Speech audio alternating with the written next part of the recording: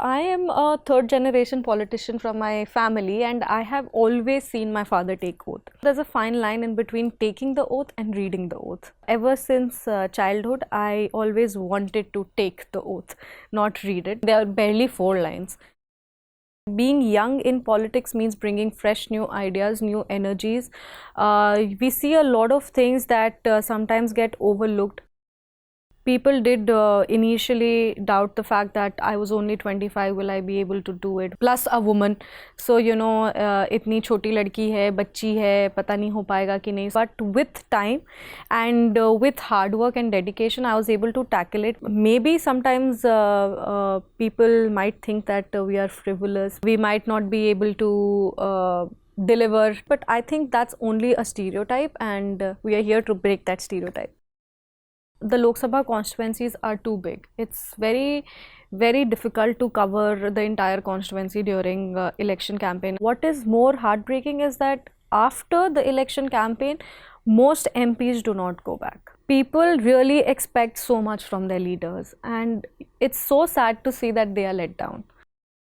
They just want to see you, they just want to touch you. That's all they want. And if you can't give that also to the people of your constituency, then what's the point of being a leader? I have to show the people what the power of a parliamentarian is.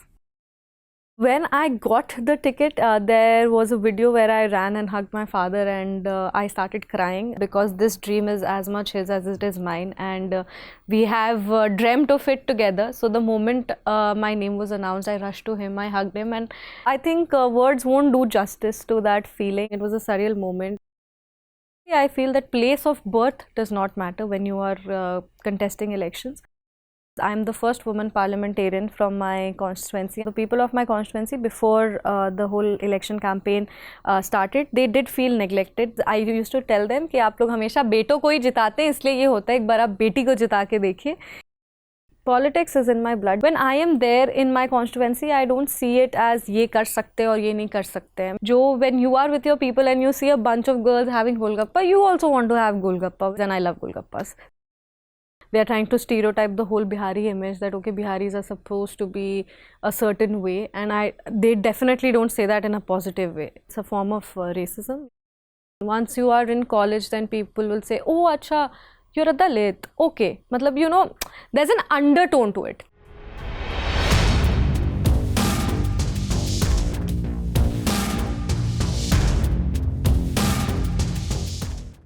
Hello and welcome to our weekly talk show, The Interview, and our special segment, Coffee on Sunday.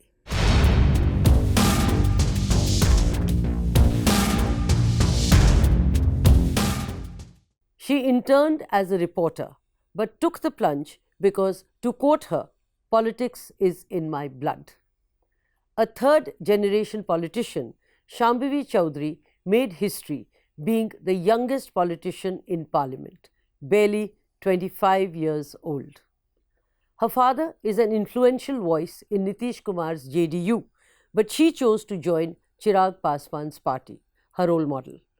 Chirag sir started from a zero and finally made it to the union cabinet, is what she had said. We speak to her about the road tread and the one ahead. Shambhavi Chaudhary here with us in this edition of Coffee on Sunday.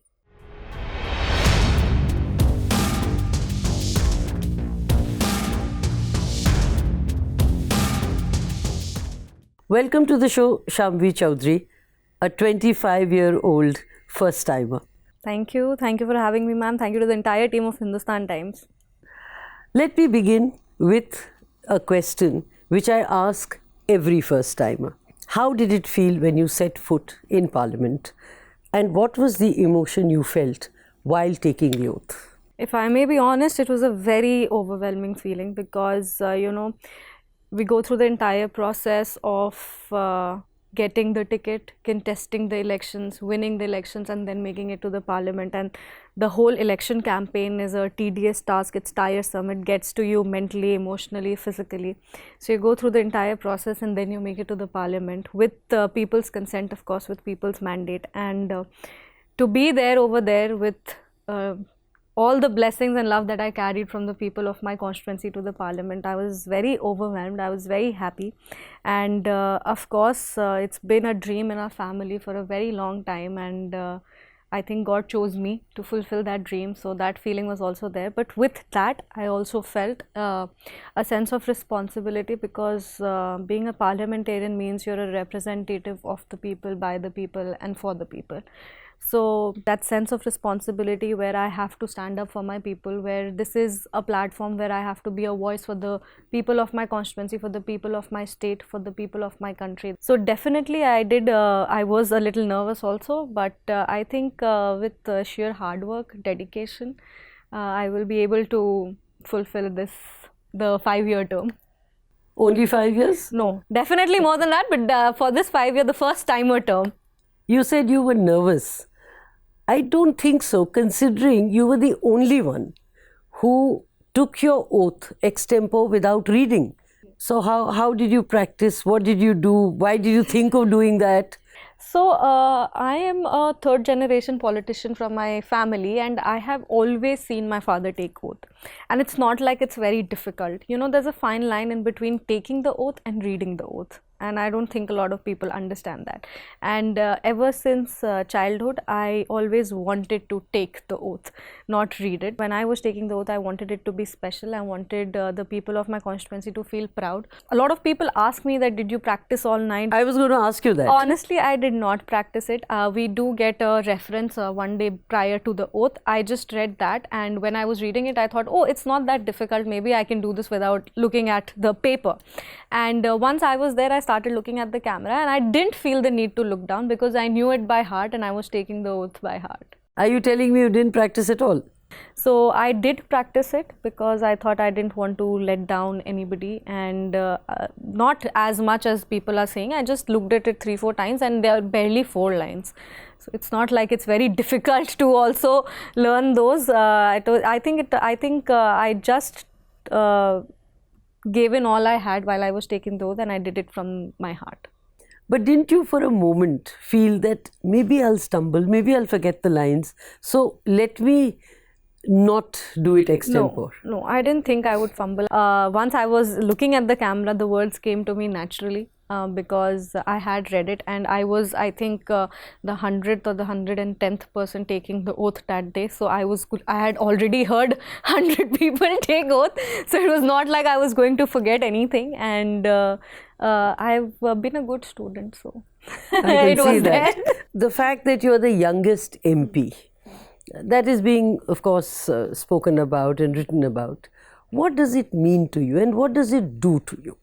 Being a youngest MP, of course, it means there should be equal and justified representation of the youth of our country, of the youth of our state, of the youth of my constituency. Being young in politics means bringing fresh new ideas, new energies. We see a lot of things that sometimes get overlooked. There is so much that young people can bring. They have a new way of conducting themselves. They have a new outlook to the world. The whole perception is very different, and we have different way of dealing with people. Having more and more young people in politics is crucial to the development of India. With young people comes new energies, new ideas, and new energies, new hopes are always welcome. You know, as a young parliamentarian, one of the disadvantages is that people may not take you very seriously, and the maturity which one expects from an MP may not be associated with you. How do you intend to tackle that? I will share an experience. Like, while I was campaigning, people did initially doubt the fact that I was only 25 plus a woman. So, you know, itni choti ladki hai, bachchi hai, pata nahi ho paega ki nahi. So all these questions were there in people's mind. But with time and with hard work and dedication, I was able to tackle it. And of course, maybe sometimes people might think that we are frivolous. We might not. We are a young lot. We might not be able to deliver, but I think that's only a stereotype, and we are here to break that stereotype. While talking of your campaign, tell me the story about the elderly woman who said she had never met a candidate in her life, leave alone an MP. So it did happen, and there were a lot of remote villages in my constituency where people had never met their Lok Sabha candidate before, and when I met that lady, and so you do distribute a lot of pamphlets during your election campaign, and she'd seen my pictures on the pamphlet, but she never thought that she would see me in real. But the moment she saw me, she had tears in her eyes because she never thought that she would get to meet me. That's because number one, the Lok Sabha constituencies are too big. It's very, very difficult to cover the entire constituency during election campaign. So definitely it is difficult for an MP to cover the entire constituency. But what is more heartbreaking is that after the election campaign, most MPs do not go back. I think they do not go to every village. They might go to a selected few places. They go there, they meet a few people, and then they come back. They don't travel extensively as much in their constituency. So tell me, what did that incident do to you emotionally? And was there a silent vow that you took when you were confronted by this Of course, of course. So the moment she had tears in her eyes, I can't explain that feeling, because I thought that, people really expect so much from their leaders, and it's so sad to see that they are let down. Because I always say that when I first went to my constituency, I was a normal citizen. When I came out of the constituency, I came out as a member of parliament. So this win is as much theirs as it is mine. So you can never let them down, and they expect so little. They just expect your availability. They just expect you to be there in times of hardships, and they just want attention and care from you. That's all they require, and they're happy.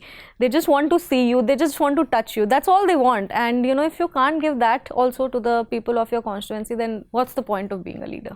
When you say they want so little, is it that you will deliver that little or do much, much more? And what is that much more going to be? By saying that they expect so little, I mean that they do not ideally know what all is required, what all can be done by a parliamentarian, or what all can be done by a member of the legislative assembly, or what can be done by a sarpanch. They can't tell the difference, especially women. So whenever you would go, they would say ki pani chalwa dijiye, or they would say that mera nala khulwa dijiye. But so these are little things that they want, or maximum to maximum they can say ki aap mera sadak banwa dijiye. So definitely they expect little. That does not mean that I am only supposed to deliver that much. I know my responsibilities. I know what, in which capacity can I help my constituency to grow, and I have to work that hard, and I have to show the people what the power of a parliamentarian is. Talking of emotion, when you were named a candidate, you became very emotional and you hugged your father. When you won, what did you do?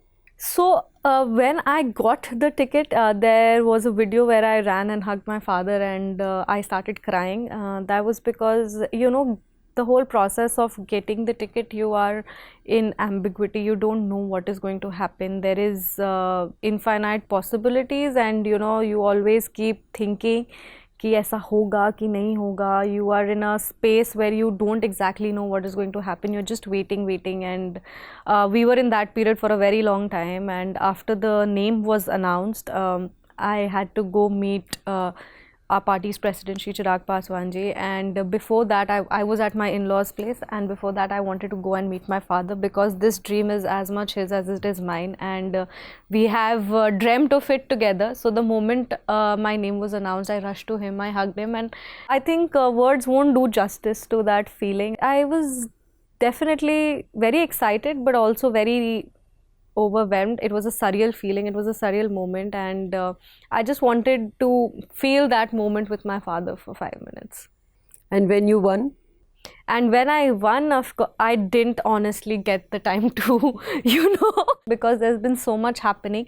There are so many things to learn. There are so many things to be taken care of. There are so many things that is on the papers that are to be done. After winning, the entire constituency is there, and they are constantly calling you. So you had no time to hug your father? No, he was there on the day of the counting, and of course we did hug each other, and my whole family, my mother was there, my siblings, my in-laws were there, my husband was there, everybody was there, but there were also a lot of people.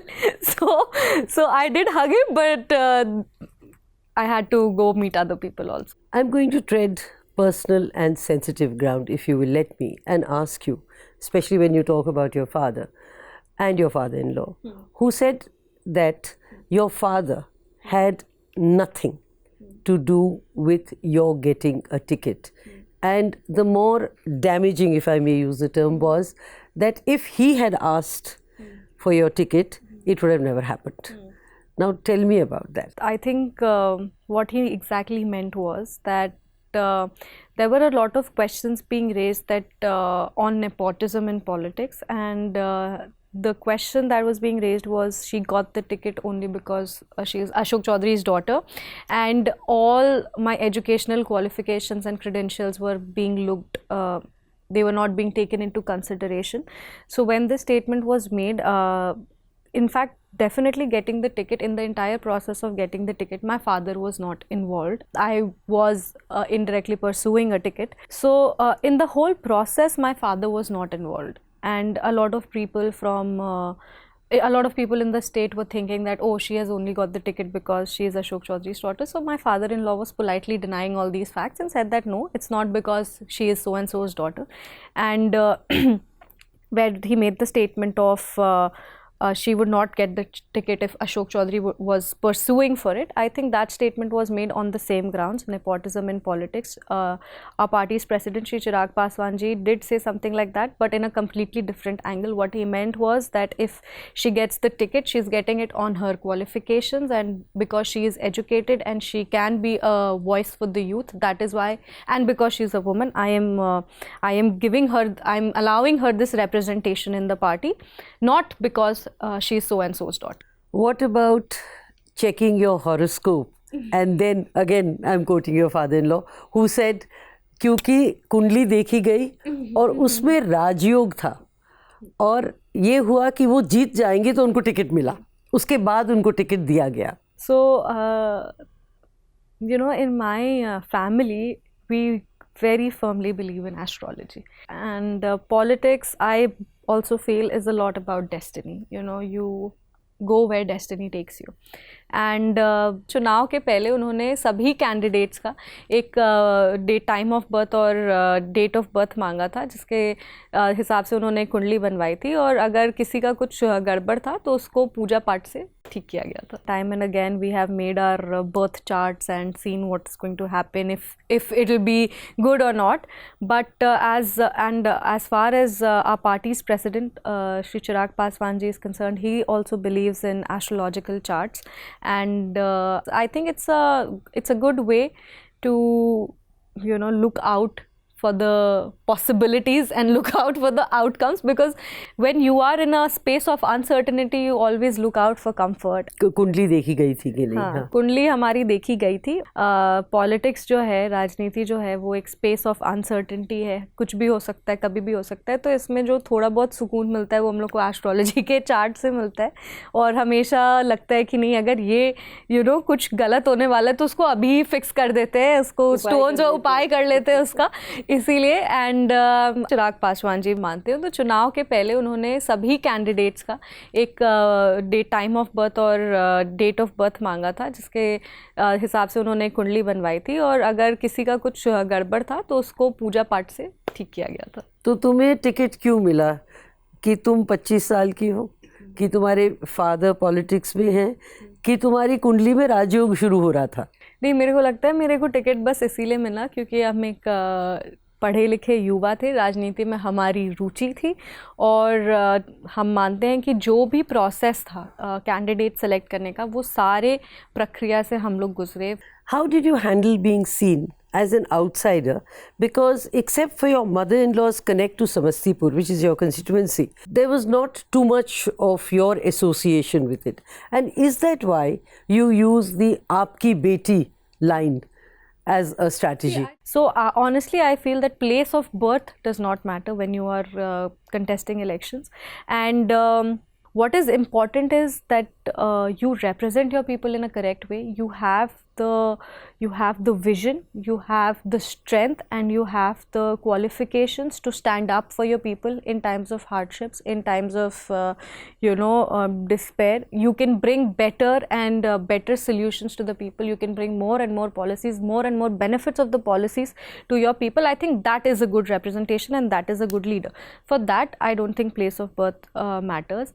But as far as वो मैं आपकी बेटी हूँ is concerned, I always kept saying, because I am the first woman parliamentarian from my constituency, and it was I used to tell them कि आप लोग हमेशा बेटों को ही जिताते हैं, इसलिए ये होता है एक बार आप बेटी को जिता के देखिए, बेटी को मौका दे के देखिए. And that's from where it all started, that okay, this time एक बेटी जीतनी चाहिए समस्तीपुर से.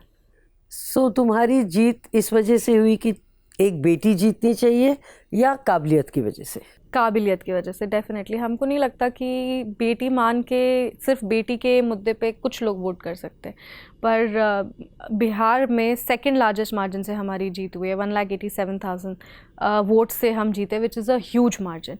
तो आई थिंक डेफिनेटली एक नेतृत्व पे यकीन है लोगों को. हमारे यशस्वी प्रधानमंत्री श्री नरेंद्र मोदी जी, हमारे पार्टी के राष्ट्रीय अध्यक्ष श्री चिराग पासवान जी पे. Father in politics, you interned as a journalist, then went to the Delhi School of Economics. You run a school and you're pursuing a doctorate. So why politics? Because politics, in politics you are an agent of change. And there is a famous saying where Mahatma Gandhi has said that you should be the change you wish to see in the world. And I think being in politics gives you the power to transform lives. It gives you the power to change perceptions. It gives you the power to represent people. So I think that power is crucial, and that power only comes from politics. And I've closely seen my father, my grandfather work for the people of their constituency, and while growing up I also wanted to do something similar. So as any other young person, I wanted to do something different. And politics is in your blood, is what you said. Politics is in my blood. It does have an impact on you. You grow up thinking that it's the best thing to do, and it does impact your thought process. It does influence the way you want to lead your life, and I think it had a positive influence on me, and that's how I did land up here. So how would your politics, or how is your politics different from your father's? I think there's a lot of change in our approach. Our approach is different. The way we conduct ourselves, the way we operate in be it in terms of connecting to people, be it in terms of election campaign, be it in terms of what I want to do in my constituency, we have different outlooks on that. So definitely that there is a generation gap, and you do feel that two generations can't be similar in the same day, let alone politics. Politics maybe we are very different, and my father has a more traditional approach, while I have a more modern approach, where I'm using social media and phones and WhatsApp and all these ways to connect to people, where I have a completely different outlook on how I want to deal with people. He has a different outlook on that. So these things are different. Bakri charana, golgappe khana. Yes. Right? Yes, it is includes what you that. did, which your father would Yes, not. yes. I think I just wanted to be there between my people. I don't, when I am there in my constituency, I don't see it as ये कर सकते और ये नहीं कर सकते हैं. मेरे को लगता है सब कर सकते हैं. I love playing with animals. I love being there with puppies, and I love golgappas. But didn't that affect your image, if at all, as a serious politician? Didn't that bring across the little girl in you rather than someone who would be an MP? No, I think people in Samastipur really love that, because you don't see your representatives, members of legislative assemblies or parliamentarians just normally leading lives as normal people. You only see them with high protocol, moving in like big cars, not waving, not smiling. So the whole, I didn't want that image to go out, and I still don't want that to happen. You studied, as I said, in Lady Shri Ram College, went to the Delhi University. From there, Bihar, really? I was born there, I was brought up there. Bihar is my home, and for as long as I will live for Bihar. Okay, while on Bihar, while you were in Delhi, people used to say, "Arey tum Bihari to lagti hi nahi ho." How did you take that? Was it a compliment? Was it an affront? How did you deal with that? Definitely not a compliment. I don't see this as a compliment where people are like, कि they are trying to stereotype the whole Bihari image that okay, Biharis are supposed to be a certain way, and they definitely don't say that in a positive way. I was offended. I was like, what is a Bihari supposed to look like? Because Biharis do look like me, and I also look like other Biharis. That's a if I may be more honest, then it's a form of racism, because you are stereotyping a certain community based on their appearance, and I felt that okay, no, I have to show them what true Biharis are like. And what are true Biharis like? Like me. They are hardworking, they're compassionate, they're very kind, and they are all very, very intelligent people. Okay. You're married into a family that had a significant role in the Ram Temple. In fact, your father-in-law donated huge sums of money for the construction. Talking politically, why do you think the temple issue didn't take off and pay dividends to the BJP? And while you praised Prime Minister Modi, and he in fact praised you in one of the rallies, why do you think the Modi magic, if I may use the term, did not work? I think the Modi magic has definitely worked, because it is historic that for the third time a pre-poll alliance has come back with majority. It's also the third time that Congress has not even been able to reach a century. So definitely there is Modi magic, and people of our country do believe in their leadership. I don't see a problem here, and I definitely think that we have won with a clear mandate, and we should all respect the mandate of the country. What about losing Ayodhya and Faizabad? Faizabad seat, I think there needs to be more and more study to be done on the Faizabad seat. Your father is a minister in the JDU government. Why did you not join his party and go along with Chirag Paswan? See, I think as a young person, you resonate more and more with a young person. You want to work under a young leadership. You want to thrive under a young leadership. And our party's national president, Shri Chirag Paswan ji, is that leader in Bihar. And I think he is the only leader in Bihar who would do such kind of experiment where 40% of his seats were given out to women, and 4 out of 5 people in his party are below the age of 40. So definitely you need to have a lot of guts, if I may say so, to do that kind of experiment, and to come out with flying colors. We won 105 out of 5 seats with 100% strike rate. So definitely as a young person, I wanted to be under a young leadership. And other than that, the way he has held his party, so his party split in 2021, and despite that he held together everything, and he reconstructed the entire party from scratch with patience, with dedication, with a lot of hard work. Treading personal ground yet again. Tell me about your marriage and the love story.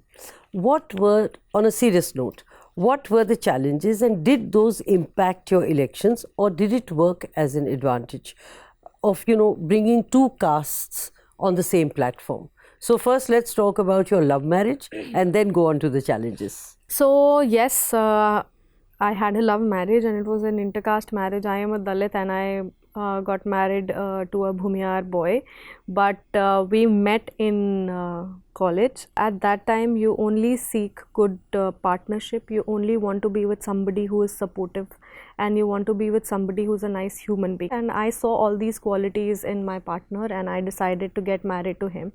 And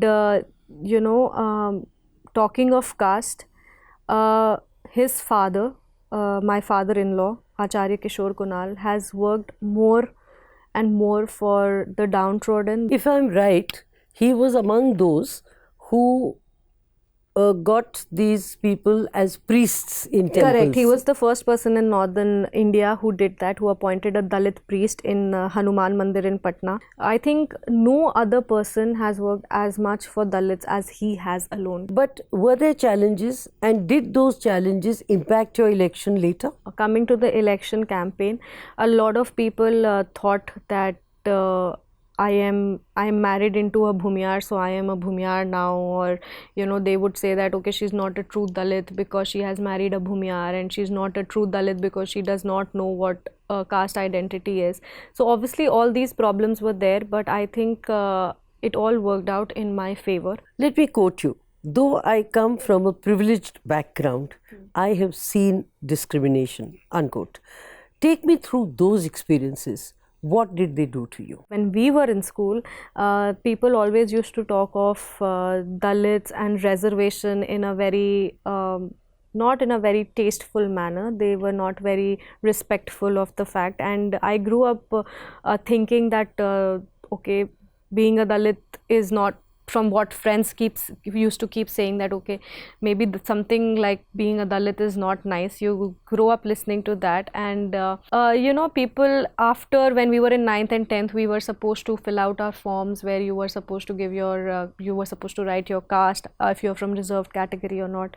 So we went through that entire process, and then everybody in the school gets to know, okay, that you are from this caste, and then they would naturally just casually say things like, अरे तुम तो दलित हो, तुमको तो reservation मिल जाएगा, तुम्हारा तो कहीं भी admission हो जाएगा. So people think it's cool, but it's not. It's also a form of discrimination. Once you are in college, then people will say, oh अच्छा, you're a Dalit, okay. Matlab, there's an undertone to it. And there are some castes from the forward category who do have a superiority complex. Like they would casually say कि हम तो इस जात से आते हैं, we don't do this.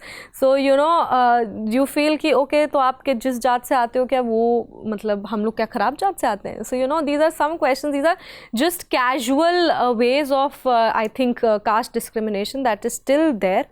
And it's more and more like people do it casually, but I don't think it's cool. I started on a personal note, and I'm going to end on a personal one. You're a dog lover. You love baking. How much of this has politics taken away from you? I think baking definitely is not happening anymore. I haven't baked anything. I think I forgot baking also. Your husband is going hungry. He's not hungry. That's gender discrimination. If you're baking, you'll bake for him, right? No. He's not getting anything to eat based on cakes or pastries. That's right. Definitely nothing like that. But we love ordering in, so that's fine. No baking is happening, but I am traveling. I travel with my dogs, so if I am in Delhi, I bring my dogs along with me. What else has politics taken away from you? Small little things, going out to the market and buying something, or just casually chit-chatting with family, sitting down with family and having a conversation. Like we used to have a family time before bedtime where all 5 of us, 6 of us would sit for half an hour and talk about what happened in the entire day. That was usually after dinner, but now it's not happening anymore because they are in Patna, I am in Delhi. But I think I am truly enjoying this new journey, and I think it's a learning process. Shambhi Chaudhary, thank you very much. Thank you for your time. Thank you for talking so frankly. Thank you for having me.